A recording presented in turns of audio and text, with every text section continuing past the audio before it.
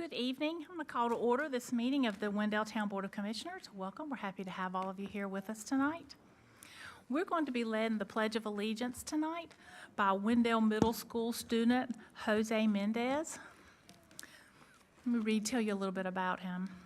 As Abraham Lincoln said, quote, "I'm a success today because I had a friend who believed in me and I didn't have the heart to let him down." Close quote. And this sense of believing in others is what also sets Jose apart from other students.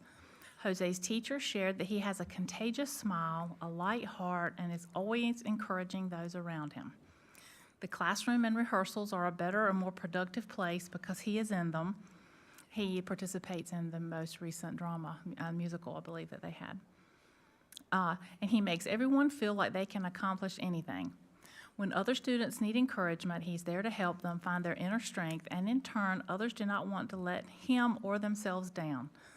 Jose is noted for working hard to make sure all the students around him feel like they have value and a place in the group. We could not be more proud of Jose, and we can't wait to see the amazing things he will do and the amazing young man he will become. Well, my goodness, that's so very nice. We're very proud of you, Jose. Thank you. All right.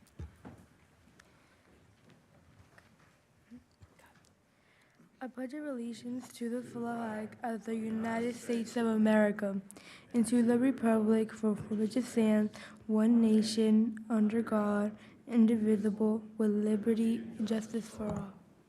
Thank you.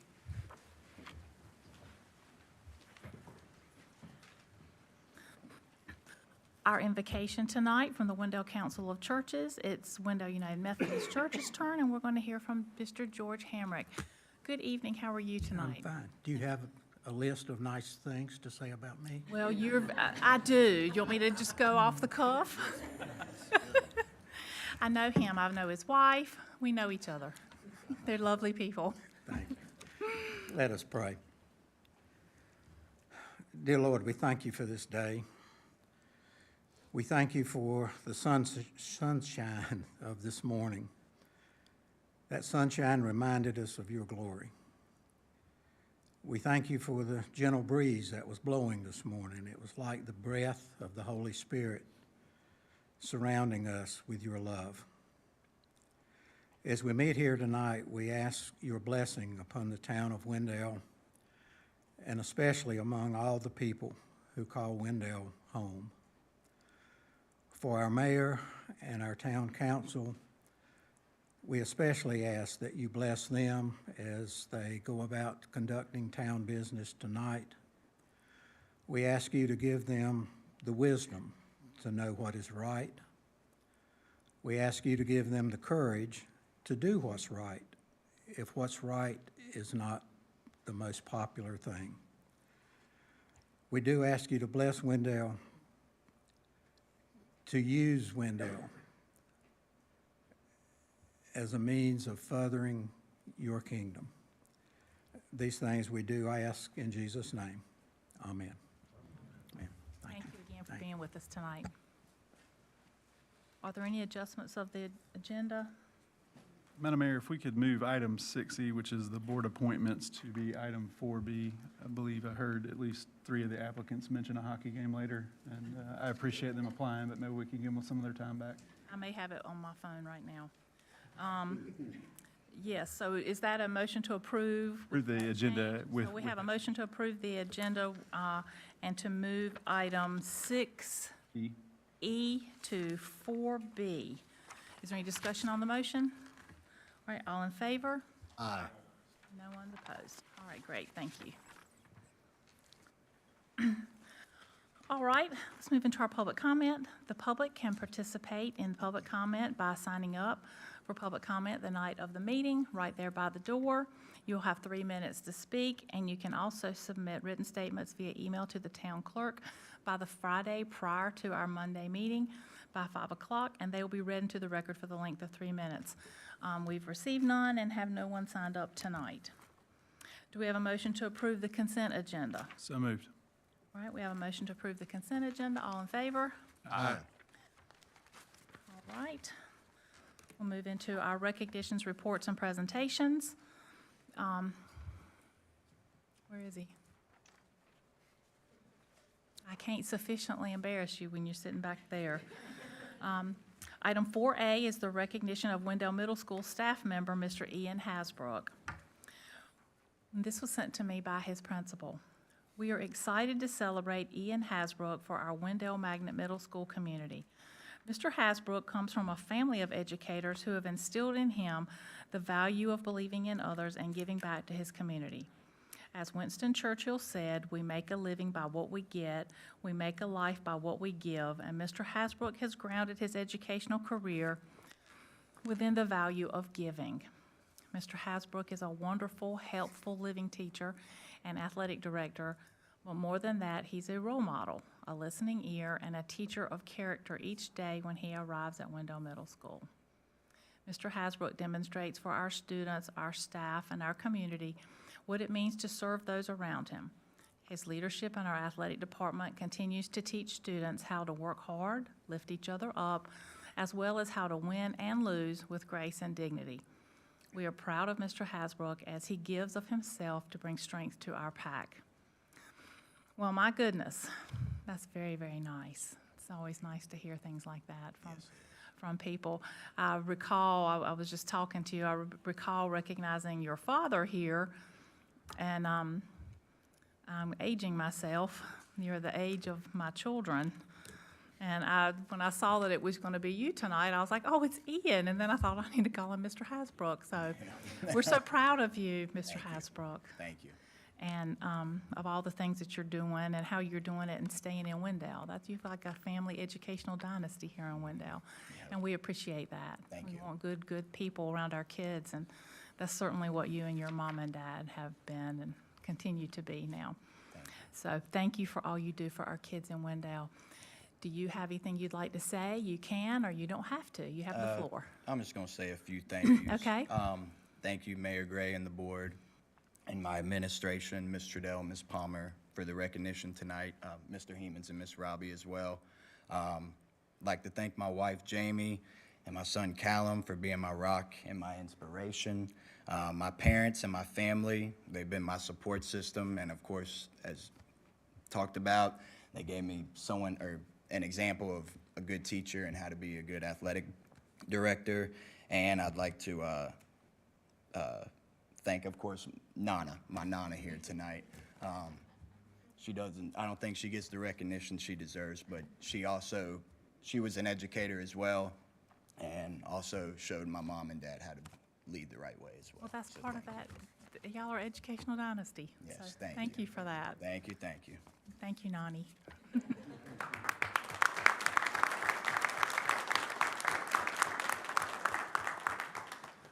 All right, we'll go to item 4B now with the appointment to Downtown Development Committee, Parks and Recreation Commission, and the Planning Board. And I think our clerk's going to pass out some ballots. Madam Mayor, I'd like to make a statement before we vote, if that's possible. Sure, go ahead. So I guess first I'd like to thank staff for a phenomenal social media campaign. I can tell by the 35 applicants for 12 positions, a lot of whom, or some of whom at least are in the room, and some are probably watching on Facebook, that you guys did a great job. The second thing that I would ask is, and this is to staff and maybe my fellow commissioners and the mayor, there are 35 people on this list for 12 positions. This is a vast amount of talent that have offered their help to the town of Wendell. It'd be great if we could find a way to tell them yes. And if that's us empowering the board differently, if that's us referring them to other nonprofits that have a similar task, and correct me if I'm wrong, Madam Mayor, but Meet on Main or the Wendell Chamber of Commerce, there are other people that need this talent. There's got to be a way for us all to work together and utilize that pool. Thank you. Okay, thank you very much. All right. So tonight, we need to make, there's 3 boards, but 5 different separate ballots. So there will be 3 members appointed to the planning board in town, 2 to the planning board ETJ, 5 members to the Downtown Development Committee, 1 to the Parks and Recreation in town, and 1 to the Parks and Recreation ETJ. The Citizen Advisory recruitment began in February of this year, and the application deadline was April 30th, 2024. The applicants were made aware of the appointment process tonight and invited to attend tonight's meeting if they wanted to introduce themselves. The board will vote for each appointment on a separate ballot and print their name on the ballot. If a tie occurs, there'll be a revote between only those candidates unless the board directs otherwise. Staff is reopening the application process for Appearance Commission and Board of Adjustment in town in ETJ because they didn't receive enough applications. So tomorrow, when candidates are notified if they were appointed or not appointed, if they were not appointed, they will be encouraged to apply to some of the other boards that are still open. So the first one we're doing is Planning Board in town. It says that you need to pick 3. If you can write partial next to one of the names of them, we had a planning board member resign mid-term, and so we'll have one that will be a partial term and 2 full terms. And when you're ready, I can.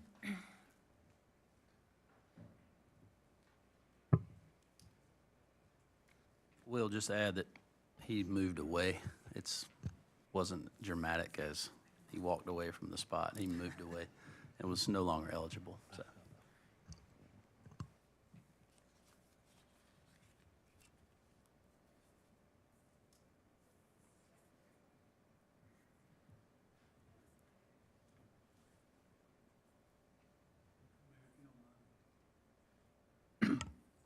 While she's counting those, I appreciate, and Commissioner Honeycutt brought this up earlier, I appreciate it. It is not fun sitting on this side of the table, particularly this time of year, because you have a ton of people who are ridiculously qualified. For several years, I discussed openly how much more qualified our planning board was than our town board. If you just looked at us on paper, man, they beat us every time. And I think I said this to most folks as they walk through tonight, we need people in Wendell that are engaged and that want to serve.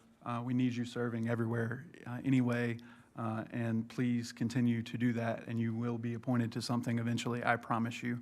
I remember Commissioner DeLoach's a meeting of him applying to be on the Parks and Rec Board, and me telling him, like, it's not going to happen, man. I'm sorry, but just keep serving, and you'll end up like Joe DeLoach. Is that a good thing? I think so. And thank you for all applying, was the point of that. Yeah, I'm I sorry. agree. And there are other volunteer opportunities if you have the time and the inclination and don't get the one that you want. And we are going to be advertising some more after this set and some other boards. You can certainly carry that application over to that, or you can contact me or somebody. We can put you in contact with people who are looking for volunteers. We need them. Okay, go ahead. Okay, so for our planning board, the newest members will be William Caleb Sanderson and Jonathan Olson, and then our partial term will be Felicia Downing. So now we're going to go to planning board ETJ, and you will pick 2.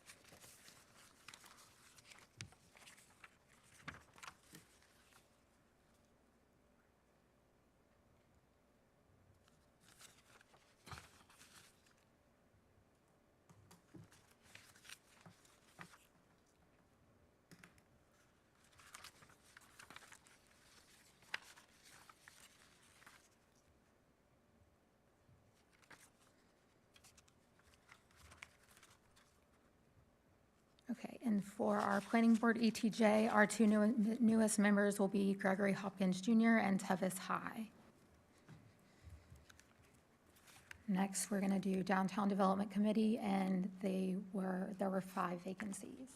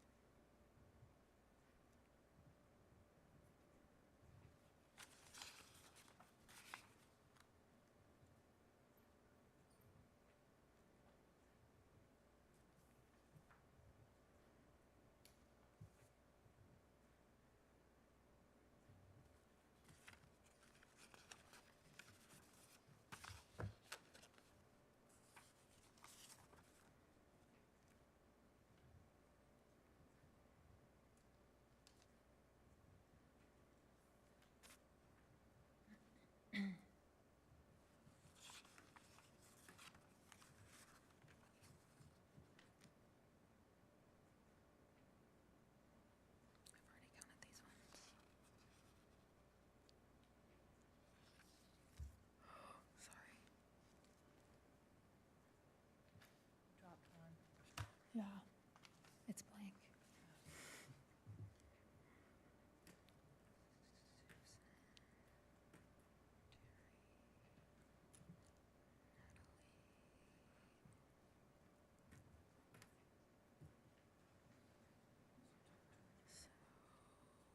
I'm gonna keep that. They can. Yeah, they can. I'll be sitting right there.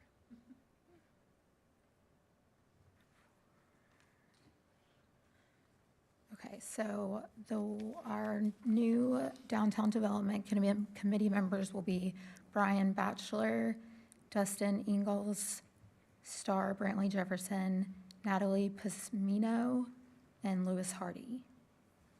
That's 5, right? Yeah.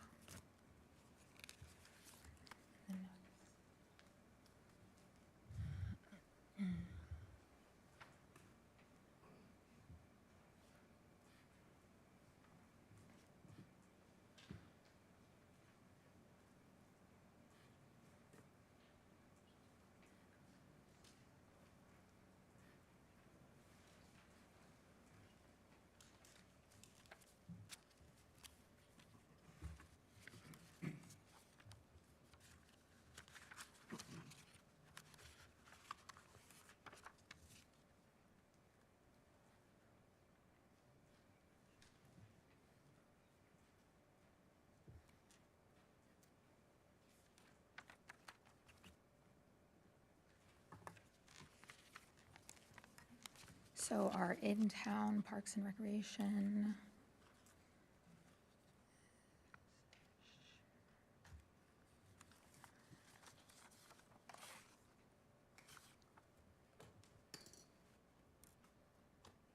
Is that my ballot? Yes. Let me see it back, please. Yeah.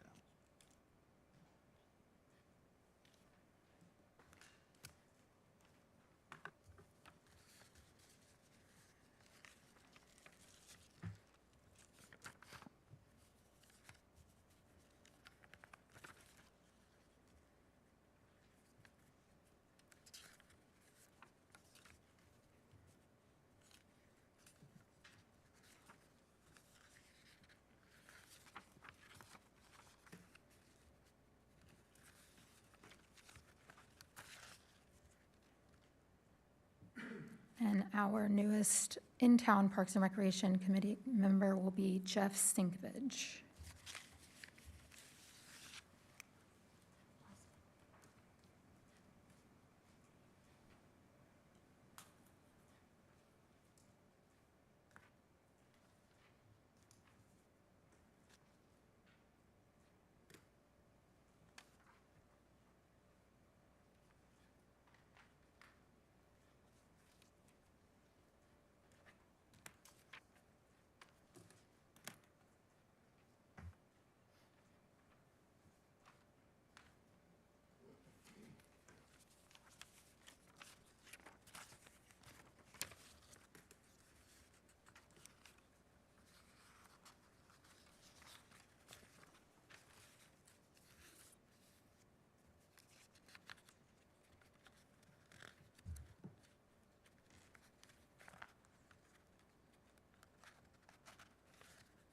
And our newest Parks and Recreation ETJ member will be Nate Creech.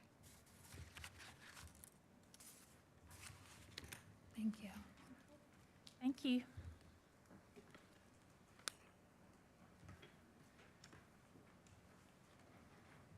All right, we'll move into our public hearings now.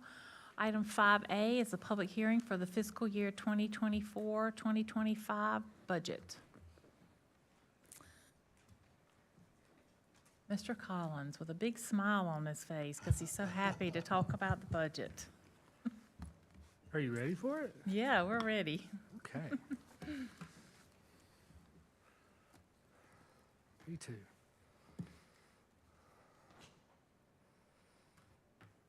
Just a reminder that the budget's available on the town website, recommended budget at this point for public review.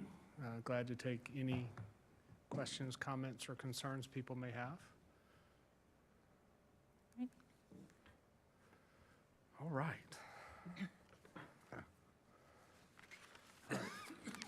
So, staff has tried our best to bring the board a sporty budget this year, and Thank you. look forward to presenting that.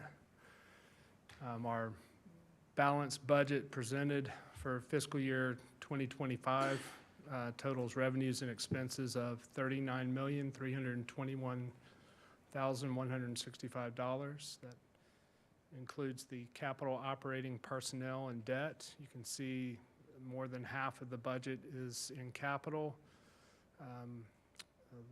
Probably around a third of that is carryover from current year, in addition to new items which we'll go through tonight.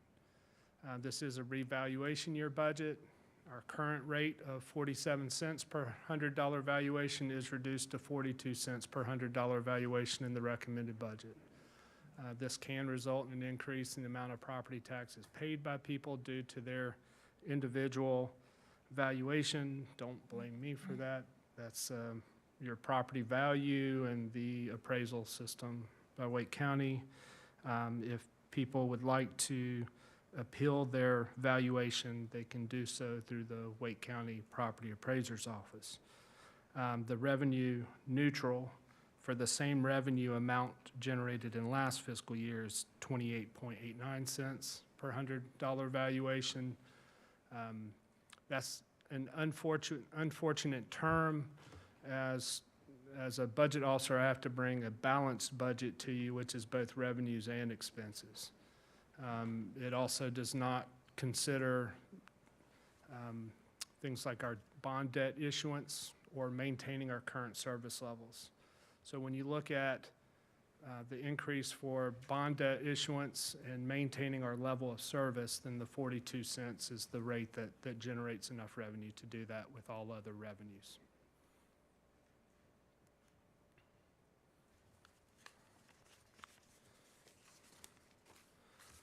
All right, got our snazzy new budget cover there on the right. We've received the GFOA Distinguished Budget Award 4 consecutive years, so if you're doing something right, then you try and keep doing that. So the same general layout of our budget document is similar. This year we rolled out our ClearGov software so people can see a lot more data available on the town website for the budget. It's not just a static printed budget or a large document. There's a lot of different data that people can look at. Our background data back in the supplemental is enhanced this year. Our definitions are updated. Our budget process and amendment wording is updated based on the finance officer's presentation to you a couple meetings ago. So our ClearGov software provides a lot of transparency, but also efficiency in our process. We received positive feedback from our department heads using that for the first time this year. We're not having to shift data from system to system, so it can reduce error, though we are human, and we found a few Scribner errors that we'll have to fix moving forward to final adoption.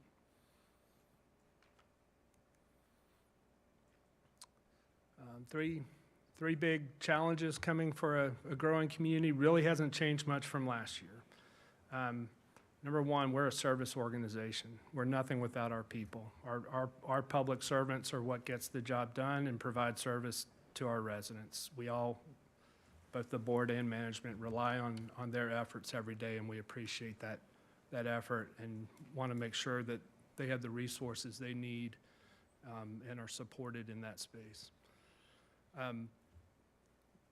As we're growing, we need to make sure that our core municipal services are being maintained, that we're not dropping the ball on our service levels, that we're picking up from deferred maintenance of the past, and we're doing the things that local governments are supposed to do. Consistency in our effort. And then finally, growing towns have growing capital needs. There's more people, you can't have the same acreage of parks for towns that are doubling and tripling in size. You have to constantly be thinking about what that town of the next generation needs, plan for it, construct, and otherwise those core services will also fall behind with time.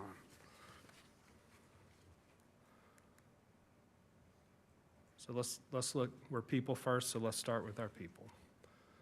The recommended budget includes a 5% pay adjustment. That's a 3% cost of living allowance. If you think inflationary expenses for our employees, 2% is in-range adjustment. That moves them within their, within their pay ranges. That deals with compression.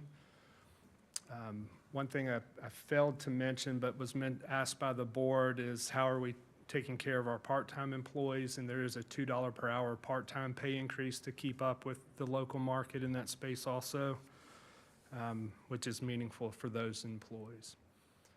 Implements our compensation and classification analysis. This is our year 3 of 3, going through a third of the positions. A lot of our entry-level public works, all of our parks and recreation staff, and some administration staff were covered and implemented in the recommended budget. It maintains our health reimbursement account, the HRA assistance, at the same rates as last year. It adds 13 positions. So we'll be going from 79 to 92 positions in this year's budget. It continues our Dare to Lead based training that helps build our organizational culture and provides resources for our employees to work with each other and the public. It also adds, our real love story for our employees is the lifestyle benefit account this year. It's a new benefit that's being rolled out. It's $2,100 per employee. This is a more menu of benefits that are not health related. So it's incorporating continuing life learning. It's taking care of kids. It's taking care of other wellness activities, healthy eating. So it is providing a broad menu that supports our employees, and they're able to designate and get reimbursed for making those healthy choices of what's important to them in their lifestyles.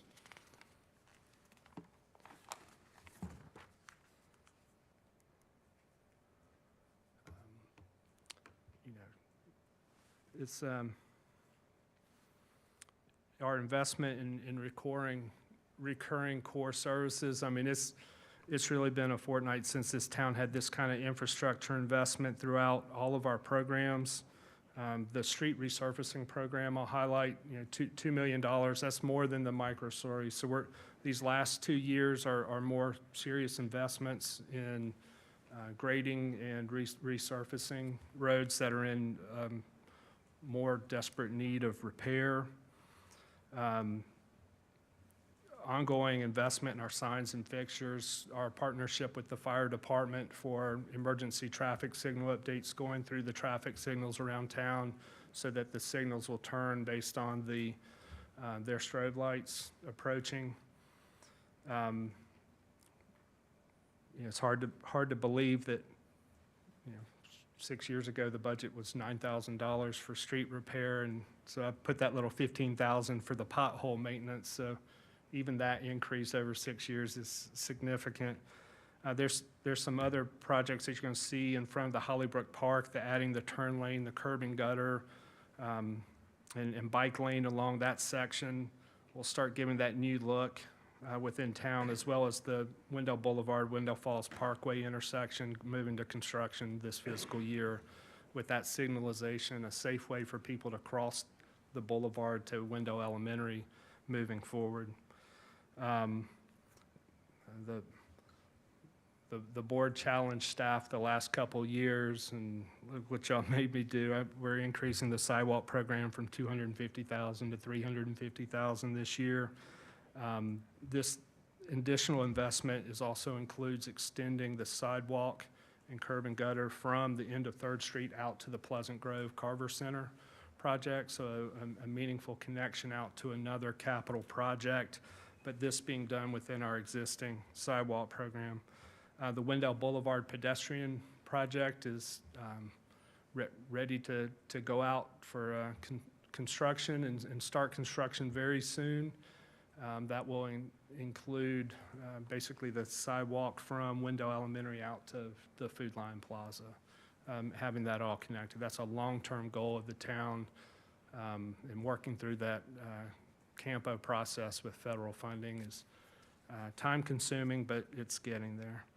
Hollybrook Park also will have connectivity through the park back to Groves of Deerfield, so that connection back to the neighborhoods as well as long the frontage of Hollybrook to new development further down the road. Continued investment in lease replacement vehicle. We're hitting a point both in vehicle replacement and technology where we're cycling back through. So our lease payment will actually start shrinking beyond new vehicles coming in. Our resale back of those leased vehicles will get a return in addition, so there's a revenue that offsets some of that expense. It being a reval year, it's an appropriate time from a budgetary standpoint to look at mowers, dump truck, skid steer, and light equipment replacement that tend to drop off the further you move from reval as resources become more constrained with growth. Technology replacements, it's hard to believe we've actually gone full cycle through our computers, and it's time to start replacing out those initial computers that the board invested in 4 or 5 years ago. So 10 new laptops, 20 replacements, we're starting that cycle. One thing that's scattered throughout this budget is the town's commitment to backstop resources for seniors funding and maintain senior service, core service level for our older adult population through the senior center. So our technology program includes an upfit to make sure that it has the same Wi-Fi access as our other town facilities. And also provides for network infrastructure maintenance of $70,000 moving forward. Stormwater permit compliance remains important moving forward. It includes funding for a number of projects in those spaces as we've reviewed in the budget.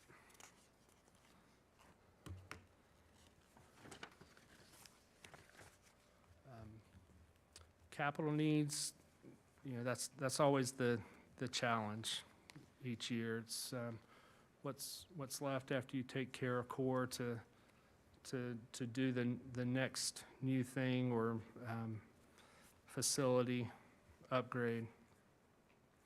And so we've kind of gone through a lot of those core.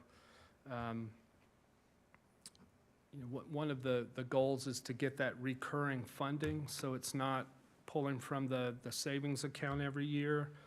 And so this year, we're up to $3 million, over $3 million of our sales tax revenue being dedicated to funding our capital program.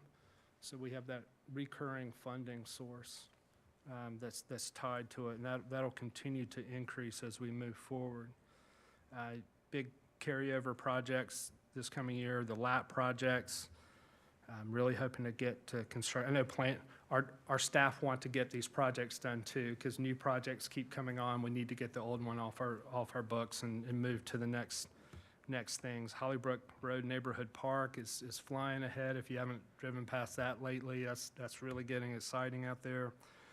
The UDO update, which will probably take a while, but it's going to be kicked off here shortly. Streetscape design is already underway and in public comment. The Pleasant Grove Community Center project is moving forward, and Brownfield, as you saw, there's a couple things on the agenda tonight as that project continues to move forward.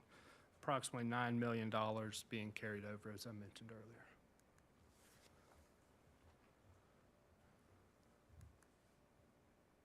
All right. There's definitely a blank space of work to solve these capital needs, and when you're looking at funding sources, it's not just one source. The bond proceeds start coming in this year. You have county appropriations. We have different grants. We have the sales tax, stormwater fees, so we're pulling from all available resources that we can to make up this. It's not just one particular funding source. We search high and low for funding to achieve the projects in our capital program. Shifting.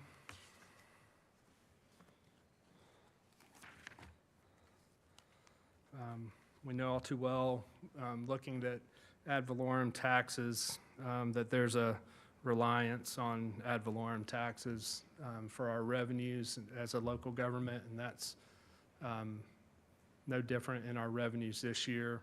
Our transfers, fund balance, and loan proceeds exceed our ad valorem taxes. If you think about the bank borrowing for the public works yard, the bond revenues on the past slide. Fund balance, I know one of y'all asked me a question. I think it's beneficial to everybody on the fund balance appropriation. It's like, with all this revenue, why do we need a fund balance appropriation? Things like Hollybrook Park are being funded by a past loan. That bank loan is in our fund balance reserve now. It's not something titled something different. So when you bring that revenue that's pledged to that project forward, it's an appropriation of fund balance. So you will see some fund balance appropriation within the budget, and a lot of that is those carryover capital projects that have tied revenue sources to them.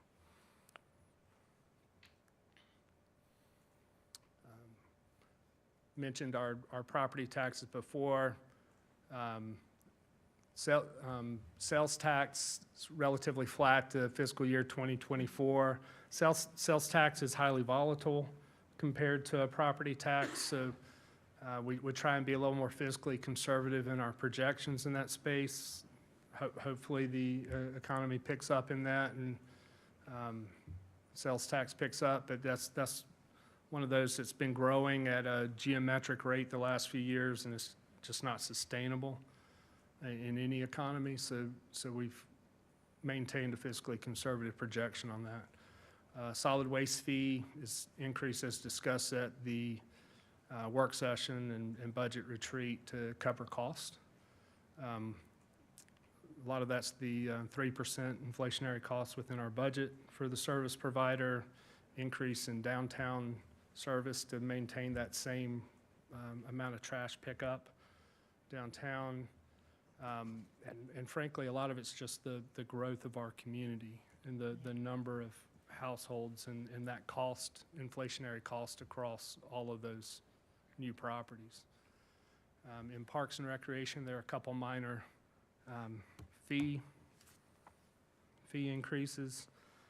Athletic field rental, these are fees that are monitored for comparative rates to other communities, and to make sure that we're collecting sufficient return to cover our cost of staff at these events. And also the sponsorship policy amounts were added to the fee schedule that were prior adopted by the board.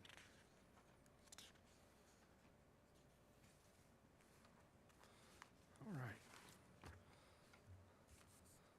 So if you prefer the pie chart version of the numbers for expenses, that's here before you.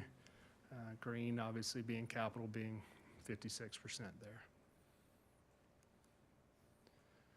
When you look at departments, you can see Public Works and Parks and Recreation. This includes capital. When you break out capital, police rises back up. Police and Public Works become your big two. So sometimes if you look at the county appraiser will show like figures about how your tax dollars spent. You can see a big variance on how it's spent from different jurisdictions, and it depends on whether or not they're including capital or not in that. So some will show like this, 20-some% public safety, but they're not including capital in those typically.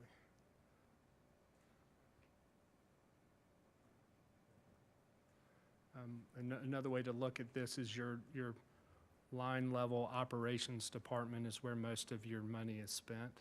It's not on the administration and governance of local government, it's on the actual service provision. Again, we're a service organization, that's where we need our people, is those front-facing line positions in police and public works and parks and rec. And that's where your larger expenses are from an operating standpoint.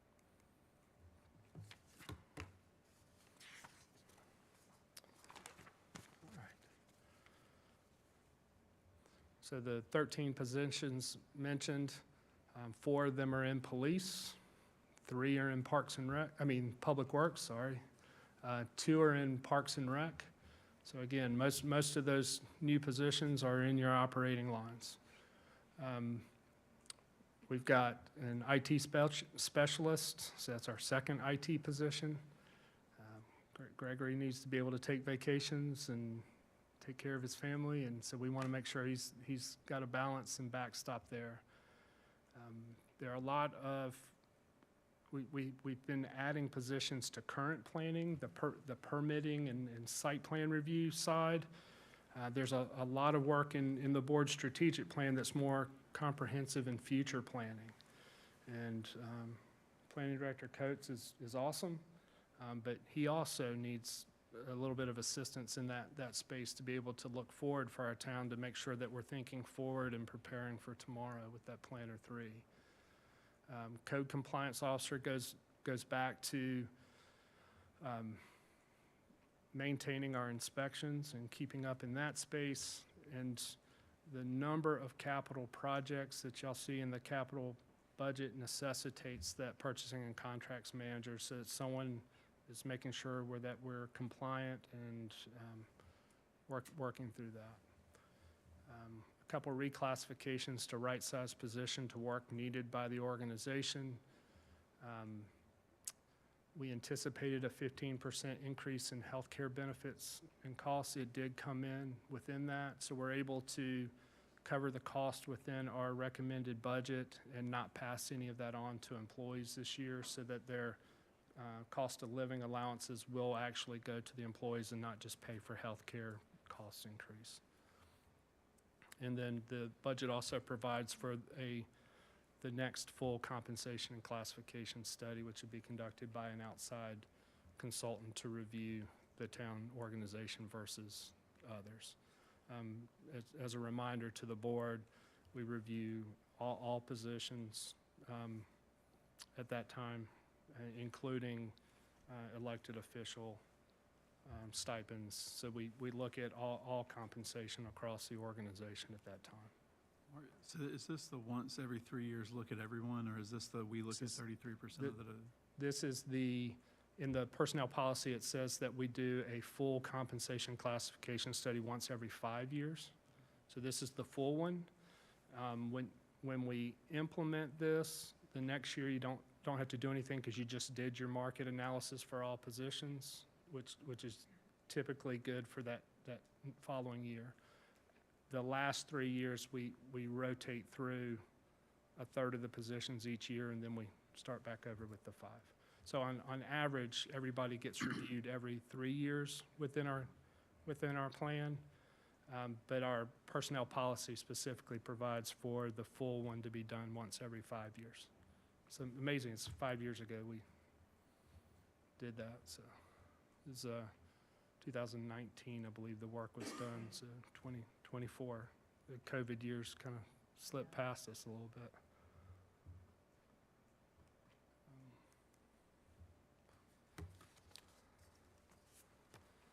Looking at operations, glad this is, again, same data I provided prior. Glad at any point tonight to answer any questions about things you might have mentioned or seen in the budget to clarify anything for you. There's a number of expenses that tend to be one time that can add a little bit. Again, a reval year is a point to try and achieve some of that. Yes, sir. I've got a question, and that Garrett maybe best to answer. It's in the budget book. If you have the whole budget book, it's page 96, but it's planning's revenues. and there's a line that says development obligation revenue, and it previously, it's probably jog your memory, had 3.3 million, 875,000, 100,000, Yeah, that's the development agreement, Wendell Falls. Wendell Falls. So we had the one-time recognition of revenue within our budget to shift it from the outside fund into our general fund reserve. And then we did not budget for it the current fiscal year as we work with them on that, finishing up that development agreement moving forward. This is a curiosity question, but it's in that same vein. How do we project fee in lieu of revenues? Like, it seems like one of those things that we would, like, I guess, generally know. So a lot of that is Garrett and Brian talking over lunch about what they anticipate as far as things that we know are being worked on. Anything else is found revenue that we have to identify within the coming budget year during our amendment process. Thank you. Yes, we don't know exactly on those. Only what you would see in the budget is what we know is in process.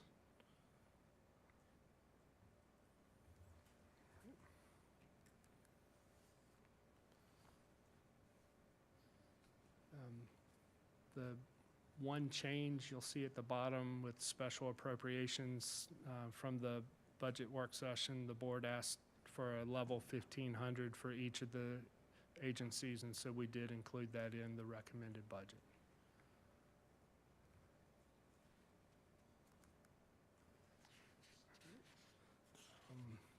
There's a whole lot of projects on that list with a lot of little numbers that the public will have a challenge reading that.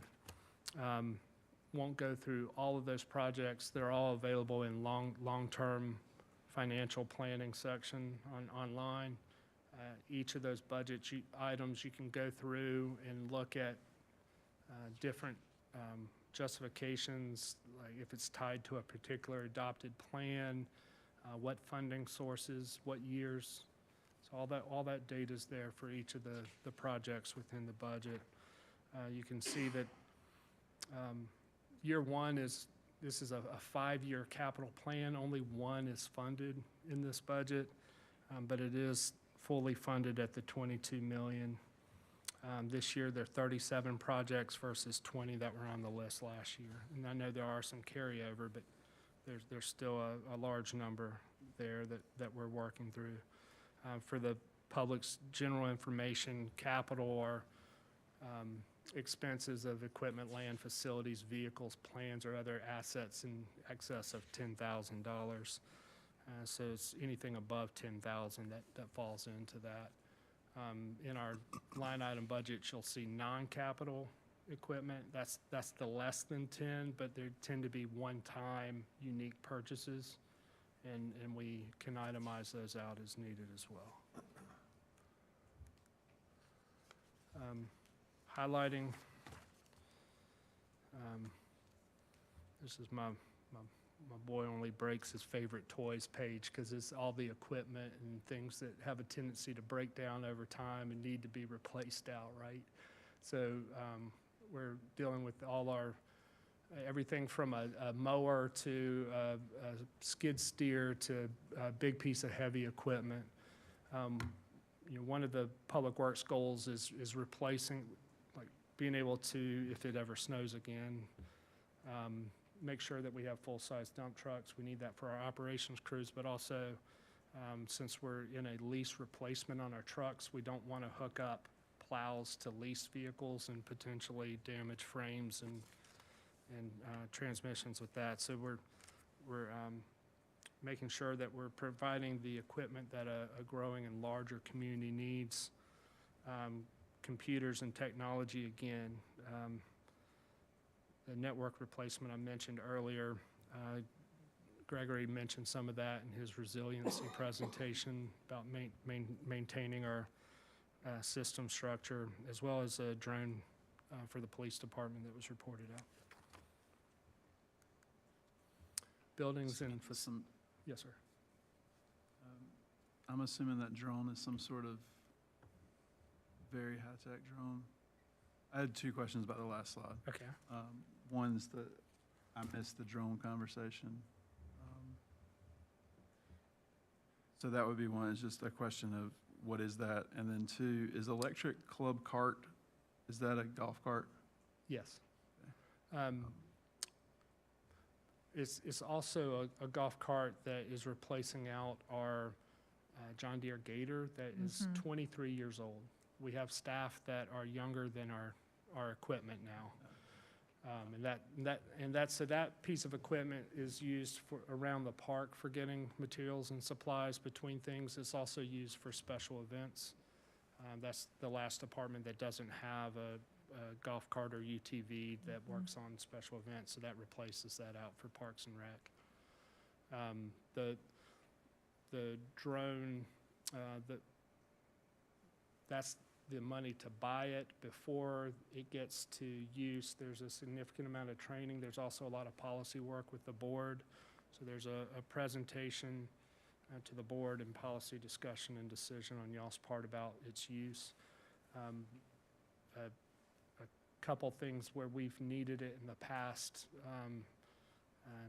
Have if a child Someone is missing lost, or- missing person, putting the drone up, especially like in a Wendell Park kind of environment, to search. If we're looking for someone who did something less than desirable within our community, we're able to put that up and not endanger the public or our officers looking behind things. But that policy would be brought before the board, much like body-worn camera, which is another expense in the police department this year.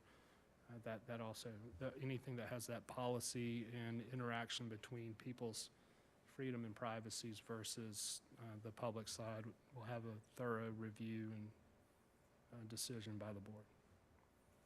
I appreciate it. I think you're gonna end up adjusting the Parks and Rec budget. I don't think $10,000 is gonna cover. One, I don't think you actually want an electric club car, which is the brand of the golf cart. And two, I don't think that you're gonna find one for $10,000.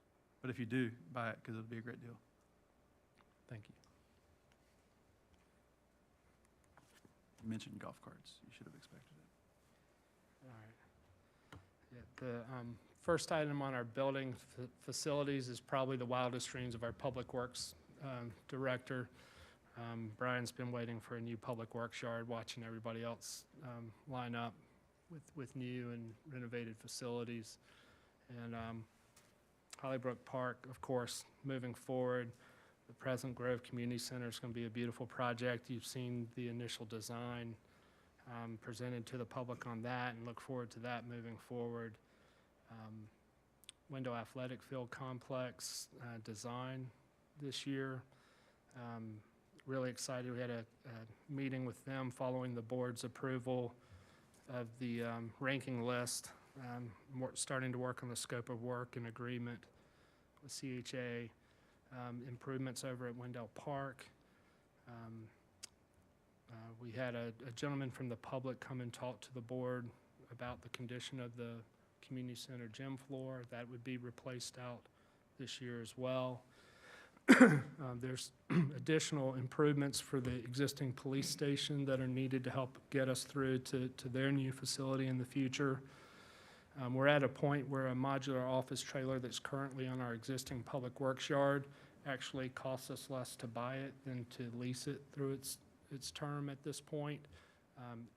It is a good transitional office space that is better than a lot of our other existing facility office space. So that is a good purchase for a growing community at this time. In stormwater environment, Brownfield Economic Development Program, we continue with our small capital stormwater projects to do improvements around town.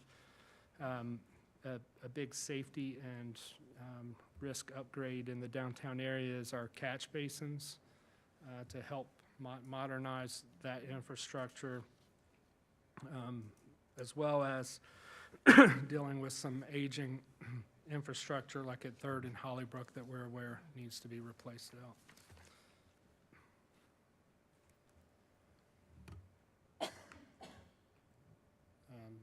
large numbers again for roadways and sidewalks. We've gone through a number of these. Probably most exciting is moving to construction on our first greenways in Wendell. So the Main Street Greenway, connecting the unbuilt part of Main Street by Greenway down to South Main Street near Boxley, will be constructed, as well as Phase 1 of Buffalo Creek, which goes through Wendell Park. I look over here because it's trailhead will be over near the T-ball fields.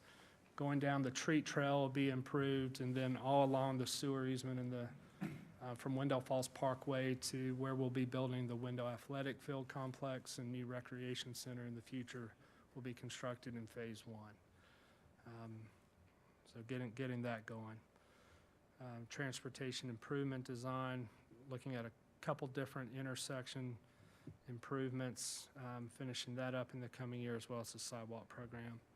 Number of other smaller projects that'll keep planning busy moving forward as well.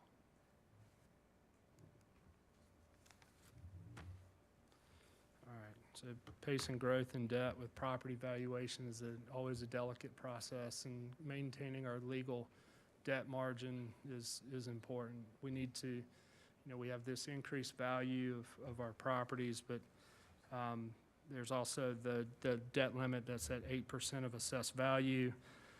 You can see our estimated assessed value with the revaluation is $2.8 billion now. Our debt limit at 8% is $227 million. Our net debt proposed is only approximately $24 million.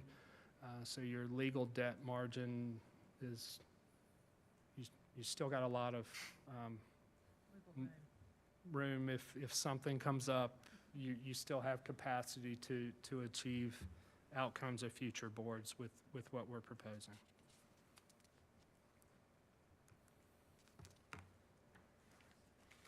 All right.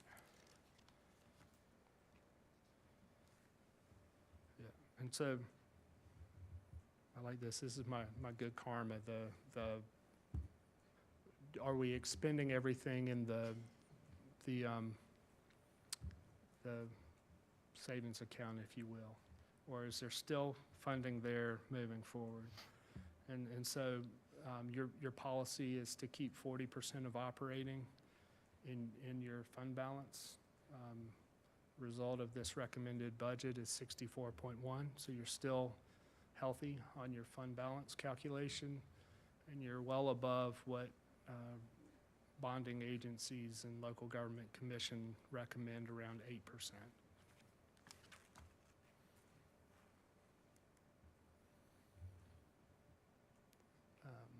That's an old slide.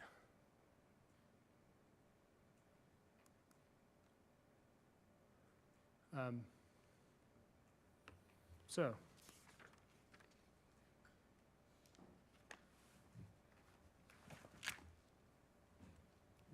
we have made it through process. Tonight is your statutory budget hearing where you can hear from the public. Welcome any feedback. We'll take any changes requested of the board and try and get you back something that's ready for your budget ordinance and fee schedule and budget document adoption at the next meeting, which is a Tuesday, and since Monday's a holiday, so Tuesday, May 28th would be the adoption. All right, let's open the public hearing. Are there any additional questions from the board?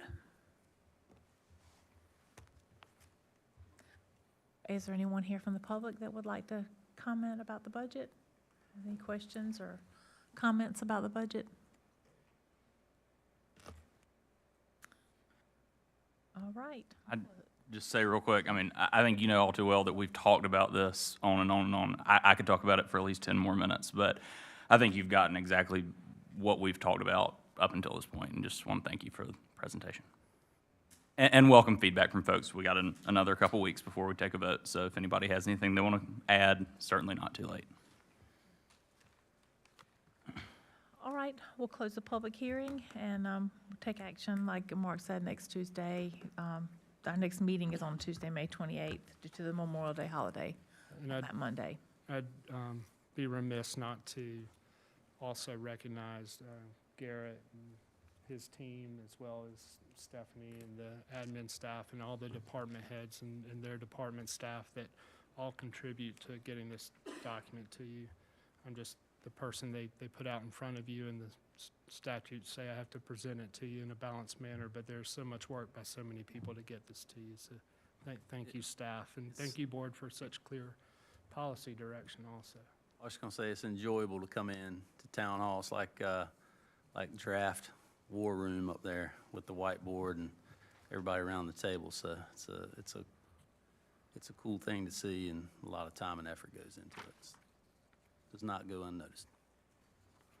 Thank you. And I hope no one thinks that because there's not a lot of questions or comments from the board, we've been neck deep in it since January, over and over and over and over and over, so. If you This is think your this is your opportunity. second year of your strategic plan, Yeah. I mean, you've been giving me and staff policy direction for 2 years to get to this point, and we'll be doing a new strategic plan next year to guide the next 2 budgets. So look Very forward to that. exciting. Me too. I look forward to it as well. All right, well, thank you very much. We'll move into our administrative items now. Item 6A is a resolution for the exchange of properties for the Old Town Hall property. Thank you. And I'm going to stand in for Mr. Garner tonight. We wish him well in his healing and feeling better, and want to get him back to us soon. And I'm going to do the best I can, but Matt's been doing the heavy lifting, and I appreciate his efforts to date on these projects. So the first one is an exchange of properties for our Old Town Hall properties. And if you recall back to last fall, the town, with board direction and comment, released the request for proposals for someone to purchase and/or develop the 3 town-owned properties that comprise Old Town Hall over on 4th Street. The town received 1 response to that RFP, and the gentleman responsible for it is sitting here to my right. He's always a pleasure to work with. By statute, a local government may exchange any real property for other real or personal property if it receives full and fair consideration under general statutes. To ensure that the town was receiving full and fair consideration for the property, the town did hire a commercial property appraiser to complete an independent review, and found out the map of the properties there. The gist of the exchange are 2 properties in general ownership of GW and WB LLC in exchange for the 3 town properties that are highlighted and surrounded by blue.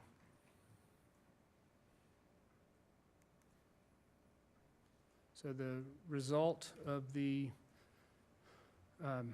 appraisal is that the 2 properties plus an additional consideration of $44,442 match the appraised value of the town properties. The 2 adjoining properties to the town hall building comprise 0.67. That's 2 small parking areas. The 2 properties offer in exchange, 7 North Oakwood is on 4th Street also. That's our current park and ride lot behind Grillbilly's. And also the 107 West 4th Street, which is kind of the other end of 4th Street, down near the intersection with Magnolia, is currently used for overflow parking, and Universal Chevrolet also allows the town in different events to use it for event parking as well. So both of the properties being offered are unimproved parking areas that, or have gravel improvements to the parking, and have been used for a special event or park and ride parking in the past. If the board approves the exchange, 2 leases will go away. One is we would no longer need to lease the park and ride property, so it clears that up for the town and provides that lasting property for our transit stop. In addition, Universal Chevrolet would not have to lease the parking spaces right behind their service department. They would have that space moving forward. So it resolves a couple older leases.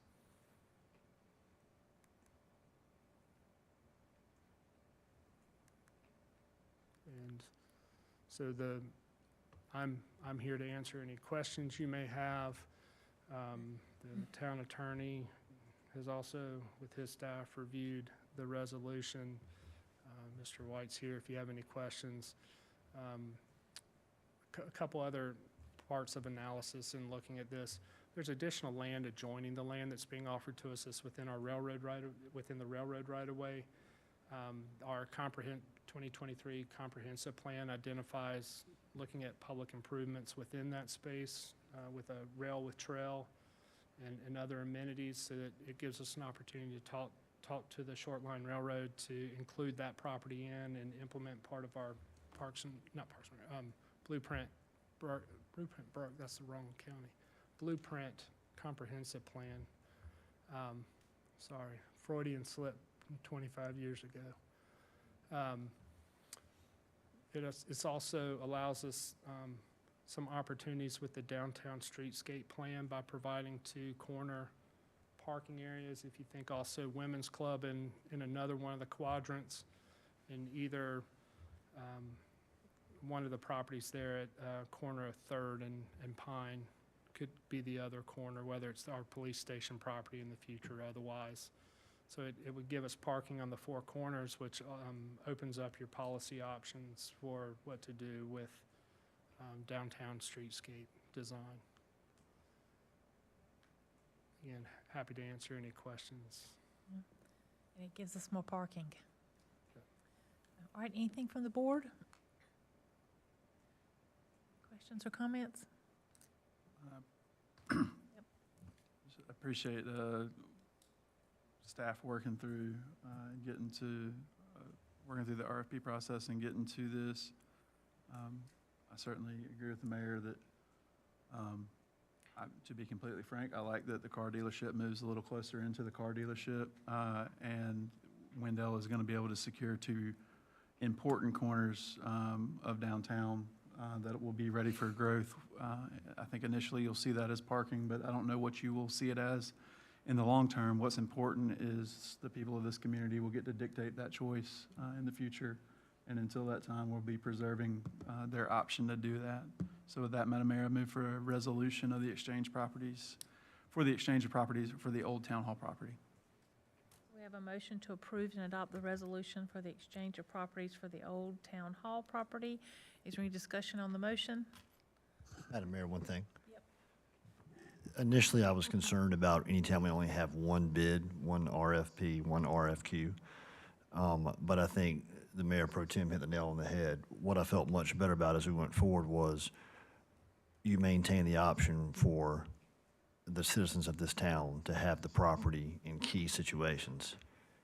And I think that's the biggest thing to consider. Thank you, Madam Mayor. Especially with us starting the streetscape.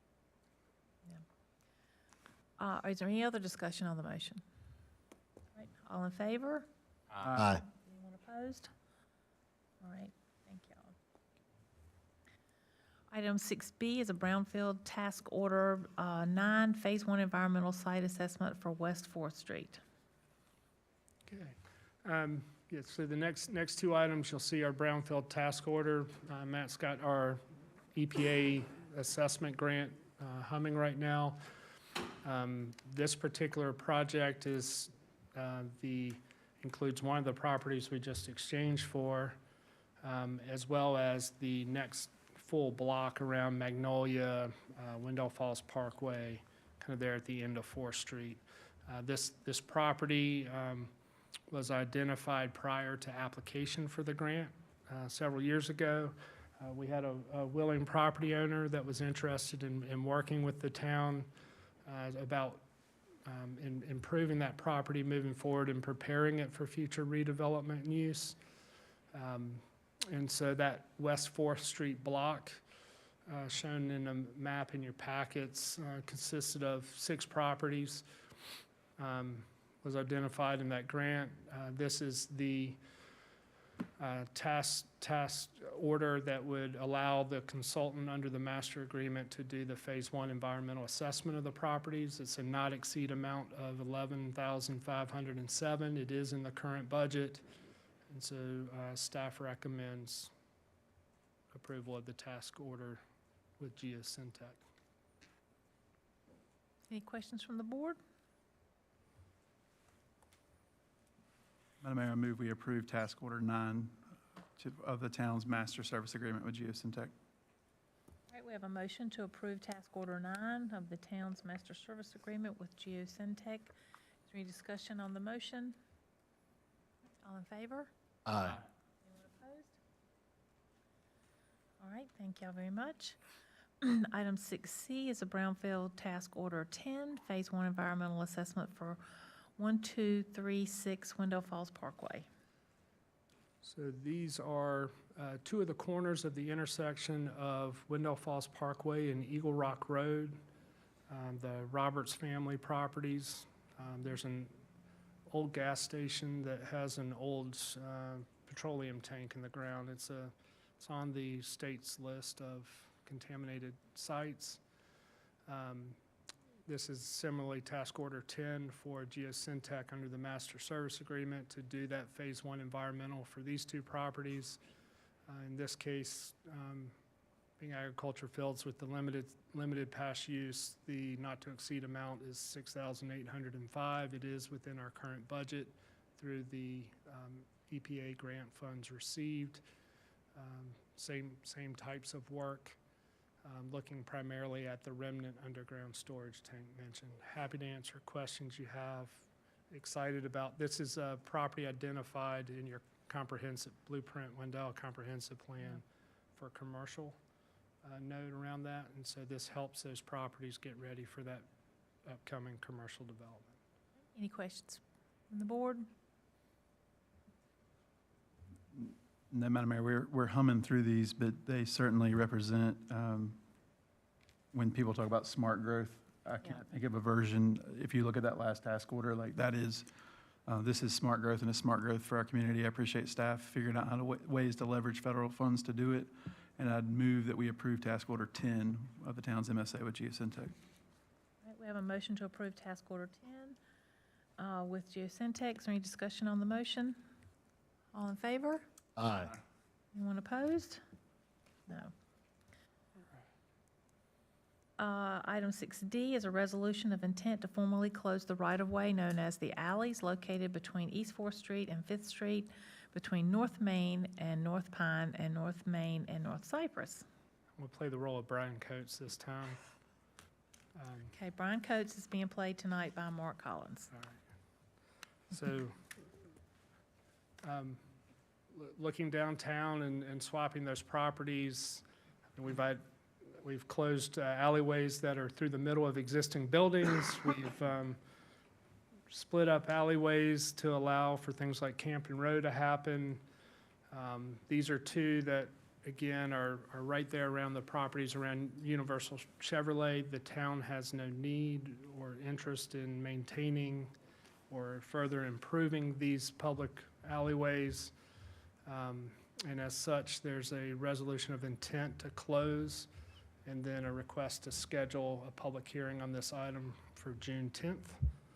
And that's consistent with the statutory process for closing of a public alleyway or street in North Carolina. And so we would request the board to adopt the resolution and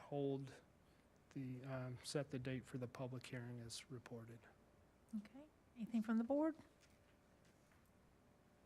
Madam Mayor, I move we adopt the resolution of intent to close the right-of-way and schedule a public hearing on this item for June 10th, 2024. Okay, thank you. We have a motion to adopt the resolution of intent to close the right-of-way and schedule a public hearing on this item for June 10th, 2024. Is there any discussion on the motion? All right, all in favor? Aye. Anyone opposed? No. Okay, Thank you. thank you. All All right, we'll move into our other business. First is Eastern Wake Senior Center, Commissioner Deloach. Thank you, Madam Mayor. The meeting was highlighted by, we have two new members of the board. They are what we consider community members. So those two community members gave presentations.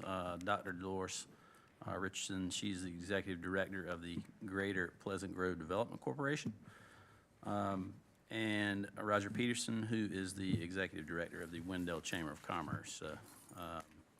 Dr. D, as she is known, and Roger gave updates, obviously community involvement, current, future projects, events, et cetera. So we are happy to have them a part of the board, and they did discuss normal conversations about just activities and whatnot going on, as well as the fish fry was wildly successful this year. So thank you to everyone that participated in that. Seemed like that moving it to a Friday during Lent was the right move to make. So thank you.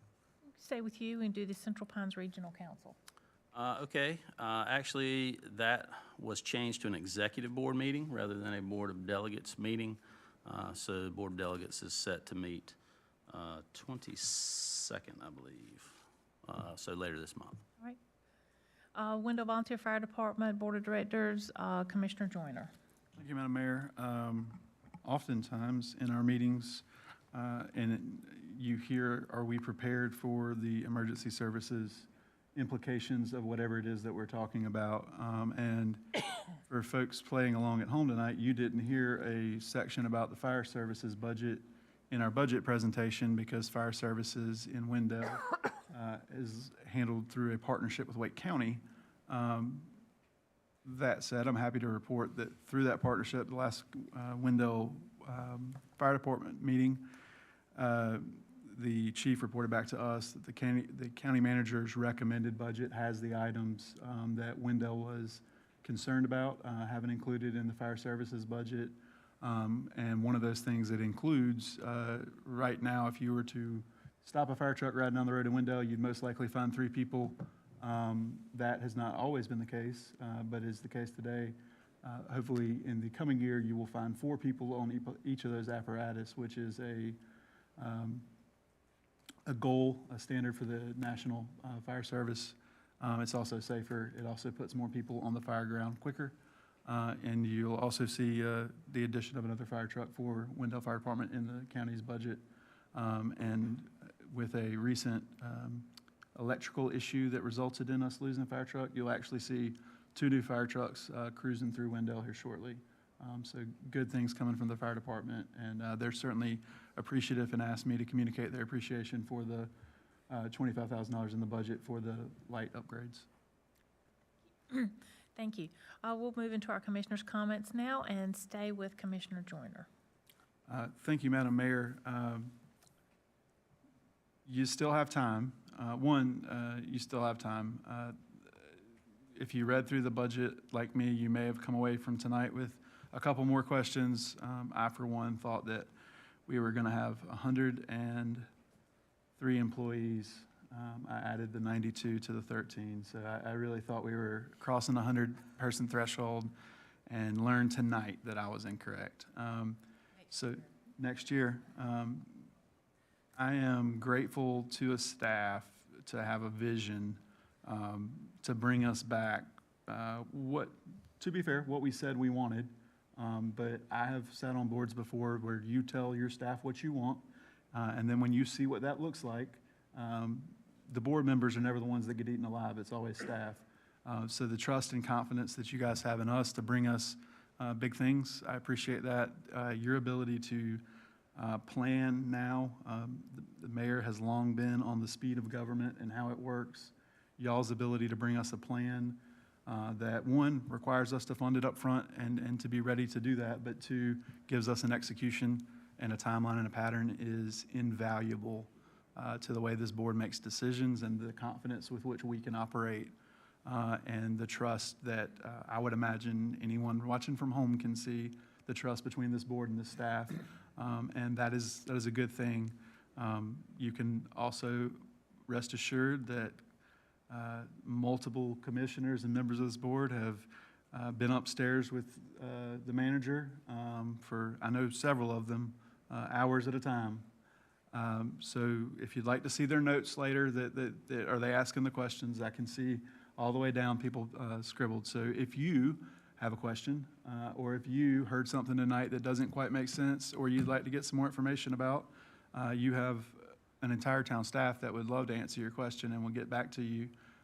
You also have all of us who would be happy to call town staff and tell you about their question, and then have them call you. But we appreciate folks' involvement. I saw a lot of little pieces. The manager brought up at the end the flooring, and Mr. Benjamin, who ultimately didn't get appointed to Parks and Rec tonight. Someone should let him know that he's probably the reason that the flooring got replaced and that budget line item's in there. So showing up and talking about things at public meetings, when you're on a board, when you're not on a board, when you're involved, it helps and it adds in. And I certainly hope that if there's anyone out there that would like to have their voice heard on a budget item, you've got 2 more weeks. And I wanted to thank staff for this process. Thank you, Madam Mayor. Commissioner Lutz? I agree with that 100%. I'm not budgets are needed and useful, but they're not always my forte, mainly just because it's just a lot of numbers and it just can like drink through a fire hose. But this is a much more complex budget. You know, every year gets more and more numbers and lines, but it seems to be easier to understand than it did. At least I feel like, years ago too. So as I feel like if it can be something I can kind of digest and understand, I do appreciate that. So town staff, great job. Manager Collins, thank you for making it understandable for me. Also just wanted to commend staff for Public Safety Day the other weekend. My kids keep getting older, but they still keep going and enjoying that each year. I keep thinking at some point they're going to, quit asking to go, but they wouldn't let me miss it. I was trying to do yard work, and I got suckered into dragging them down there too. So they had a great time. So it was a beautiful day. So again, thanks to town staff and all the people out there with that. Commissioner Eamon? I don't think I can add anything to what's been said about the budget, but thanks to staff.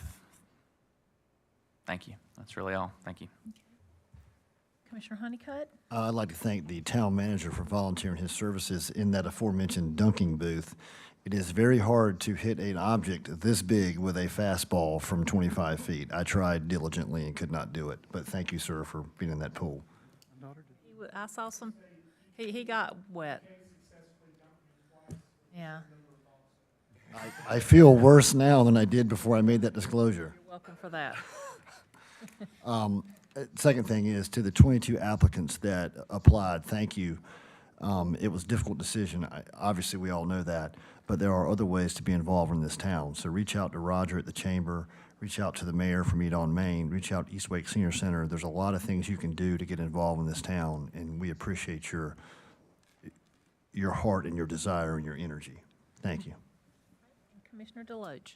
Thank you, Madam Mayor. I'll again echo about Public Safety Day. It was cool. I had a vested interest, obviously, with my daughter. She was out, and Hattie was manning the do we call it rescue squad still? EMS. Mess. I'm kidding. But anyway, Coming up. probably 75% of the people in this room were actually there. So thank you to everyone for participating and being there. I sufficiently embarrassed her by even being there at all, but thanks to those of you that took the time to speak to her and make her feel good about what she's doing. So obviously proud of her. Again, thank you to everybody for applying for citizen boards. A ton of folks here. We had quite the display and introductions tonight, so that was really cool to see.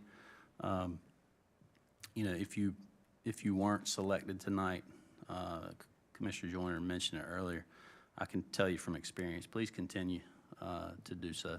Continue to be involved and continue to care, because that's half the battle, is really trying to get folks to engage and just actively participate in what we're doing around here.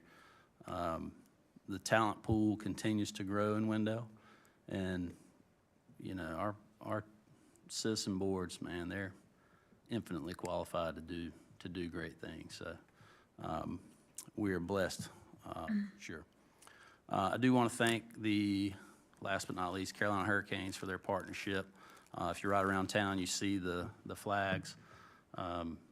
Yeah, have this contest going with my wife. Anytime we pass one, we say, "Go Canes," and we say it quite often. So we've enjoyed that. The last time we had a Hurricanes game on a town board meeting night, I left here, we were down 3-0. I'm been given a lot of signals that we are now currently behind 1-0, I think it is. Yes, So my goal is to leave here tonight and bring us another victory. I would open this up and swing it around and that crazy, but you get the idea. So go Canes. Thank you. Real quickly, I'm also appreciative of all the work that was done on the budget, and I thank the staff for that. It's such a, honestly, it's turned into a fun experience. Y'all have turned me into a budget nerd, which is, if you know me, that is not what you would think of me. I'm not, I'm like Commissioner Lutz, I think. I'm not real numbers and mathy oriented, but I do enjoy the budget time now, and it's exciting to have ideas and see them budget the money to pay for them and see them come to fruition. That's very exciting, very gratifying, and that's because of y'all, so we appreciate that, and I thank you for that. It's a rare opportunity to get to do something like that, so thank you. Real quickly, this Friday is Meet on Main, so if you want to volunteer, come find me. I'll be sitting out there at the information tent. We've kind of changed things around now. And it starts at 5 and it'll go on until 9:30. There's music, food trucks, kid area, lots of fun. Saturday is Pro Town BMX. The shows are at 11 and 2, and I believe they're doing some things in between where you can have some lessons for your child, and they provide bikes and helmets. Now, I have a funny story I want to tell you. Last week, I spoke to 2 different groups of scouts. The first night, little boys, and the second night, little girls, on Monday and Tuesday night. And they, you know, there's lots of different ages of scouts, but this year, this occasion, it happened to be very young. Kindergarten through 2nd grade, which is very young. And I believe they were tigers and daisies, and I forget all the names and things. But anyhow, they were very excited, and this was in furtherance of some scouting obligations that they had. And we were going to talk about government and local government and what it's like to be the mayor. And, you know, whenever you have an audience and you do a talk, you need to skew your conversation with your audience. So it was a kindergarten, 1st and 2nd grade talk. And I talked to them about the budget, and I said, that's when you save the money to pay for the things that you want to do. We talked about that, and we talked about the parks, because I figured they were all very interested in the parks and Parks and Recreation and the new things that are going to be happening at the park. And then one little girl even mentioned the Hollybrook Park because it's near her house. And so we talked about that a little bit. And then we talked about laws and ordinances that the board passes. And so the one I thought might be the most pertinent for little kids that age is speed limit. And we talked about that. And I just want you to know that those children were telling on their parents for speeding. You need to know this, Chief. I mean, I could make a list. And this one little boy even said, well, my dad said, unless you're going 10 or 12 miles an hour over the speed limit, they won't even pull you. And I was sitting there going, no, honey, that's not correct. If you go that fast, you're going to need to call my son. You don't need to go that fast. You know, that's not, you can lose your license for going 10 miles over. Is that not correct? And I was like, but they were telling everything. And I know these parents. I know who you are. And your children are telling all your business. So slow down. But it was really funny. They were very cute. I mean, they couldn't tell me fast enough, both groups.